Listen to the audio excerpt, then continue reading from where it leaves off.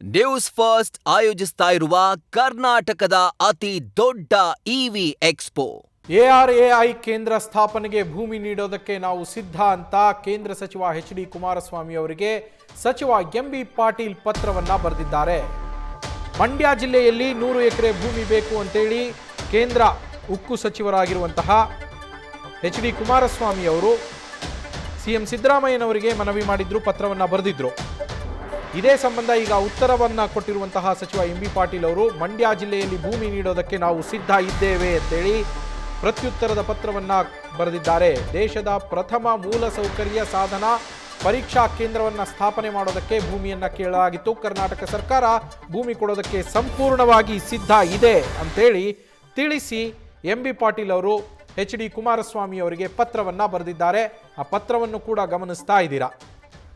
ಮಂಡ್ಯ ಜಿಲ್ಲೆಯಲ್ಲಿ ಈ ಎಆರ್ಎಐ ಅನ್ನ ಸ್ಥಾಪನೆ ಮಾಡಬೇಕು ಅನ್ನೋ ಉದ್ದೇಶದಿಂದಾಗಿ ನಾನು ಮುಖ್ಯಮಂತ್ರಿಯವರಿಗೆ ಪತ್ರವನ್ನು ಬರೆದಿದ್ದೇನೆ ಅಂತೇಳಿ ಕುಮಾರಸ್ವಾಮಿ ಅವರು ತಿಳಿಸಿದ್ರು. ಅದಕ್ಕೆ ಈಗ ಪ್ರತ್ಯುತ್ತರವನ್ನು ನೀಡಿರುವಂಥದ್ದು. ಎಆರ್ಎಐ ಕೇಂದ್ರ ಸ್ಥಾಪನೆಗೆ ಭೂಮಿ ನೀಡೋದಕ್ಕೆ ಸಿದ್ಧ ಅಂತೇಳಿ ಎಂ.ಬಿ. ಪಾಟೀಲ್ ಅವರು ಮರುಪತ್ರವನ್ನು ಬರೆದು ತಿಳಿಸಿದ್ದಾರೆ. ಮಂಡ್ಯ ಜಿಲ್ಲೆ ಬಸರಾಳು ಹೋಬಳಿಯಲ್ಲಿ ಭೂಮಿ ನೀಡೋದಕ್ಕೆ ನಾವು ಸಿದ್ಧ ಇದ್ದೀವಿ. ಕೇಂದ್ರ ಕೇಳಿರೋದು ನಮಗೆ 100 ಎಕರೆ, ರಾಜ್ಯ ಸರ್ಕಾರ 105 ಎಕರೆ ಭೂಮಿಯನ್ನು ನೀಡುತ್ತೆ, ಅದಕ್ಕೆ ನಾವು ರೆಡಿ ಇದ್ದೀವಿ. 500 ಕೋಟಿ ರೂಪಾಯಿ ವೆಚ್ಚದಲ್ಲಿ ಇಲ್ಲೊಂದು ಅತ್ಯಾಧುನಿಕವಾದಂತಹ ಟೆಸ್ಟಿಂಗ್, ವ್ಯಾಲಿಡೇಷನ್ ಹಾಗೆ ಪ್ರಮಾಣೀಕರಣ ಕೇಂದ್ರವನ್ನು ಸ್ಥಾಪನೆ ಮಾಡಲಾಗತ್ತೆ. ಮೂಲಸೌಕರ್ಯ ಉಪಕರಣ ಕ್ಷೇತ್ರಕ್ಕೆ ದೇಶದ ಮೊದಲ ಸಮರ್ಪಿತ ಕೇಂದ್ರ ಇದಾಗಲಿದೆ ಅಂತ ಕುಮಾರಸ್ವಾಮಿ ಅವರು ಹೇಳಿದರು.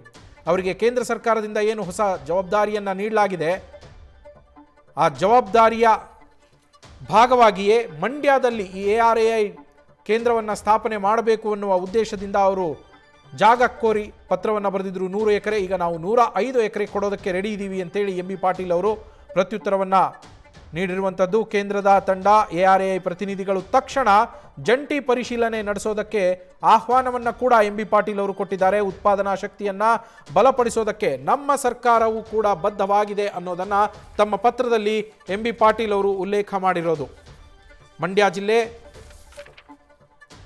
ಬಸರಾಳು ಹೋಬಳಿಯಲ್ಲಿ ಭೂಮಿ ನೀಡೋದಕ್ಕೆ ನಾವು ರೆಡಿ ಇದ್ದೀವಿ. ಕುಮಾರಸ್ವಾಮಿ ಅವರು ಮಂಡ್ಯ ಜಿಲ್ಲೆಯಲ್ಲಿ ಭೂಮಿಯನ್ನು ಕೇಳಿದ್ರು.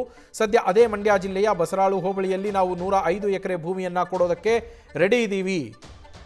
ಕೇಂದ್ರದ ತಂಡ ಹಾಗೆ ಎಆರ್ಎಐನ ಪ್ರತಿನಿಧಿಗಳು ತಕ್ಷಣ ಬಂದು ಜಂಟಿ ಪರಿಶೀಲನೆ ಮಾಡಬಹುದು ಅಂತೇಳಿ ತಮ್ಮ ಪತ್ರದಲ್ಲಿ ಎಂ.ಬಿ. ಪಾಟೀಲ್ ಅವರು ಕುಮಾರಸ್ವಾಮಿ ಅವರಿಗೆ ತಿಳಿಸಿದ್ದಾರೆ.